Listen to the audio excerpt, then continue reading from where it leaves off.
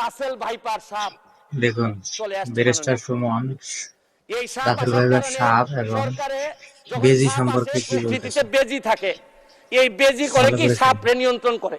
কিন্তু এই সরকারে দেখা যাচ্ছে বিভিন্ন জায়গায় রাসেল ভাইপার আছে, কিন্তু বেজি ওই পরিমাণ নাই যে এই সাপরে ধরবে। মাননীয় স্পিকার, আপনি দেখেন এই আমাদের প্রতিষ্ঠানগুলা কত দুর্বল হয়ে গেছে। আমাদের প্রতিষ্ঠান একজন ভদ্রলোককে দুদক ধরতে পারে নাই, একজন ভদ্রলোককে এনবিআর ধরতে পারে নাই, বাংলাদেশ ফাইন্যান্সিয়াল ইন্টেলিজেন্স ইউনিট ধরতে পারে নাই। আর এনবিআর এর মতিউর রহমানকে ধরলে একটা ছাগল, ছাগল ছাড়া এই লোককে তো আপনি আনতেই পারতেন না।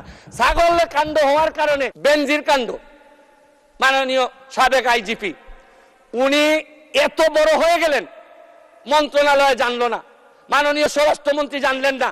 এই বাচ্চাটা এত বড় হয়ে গেল, আর কিছুদিন সুযোগ পাইলে পুরা গোপালগঞ্জ কিনে ফেলতেন এই বেনজির সাহেব। তারপরে এইটার দায়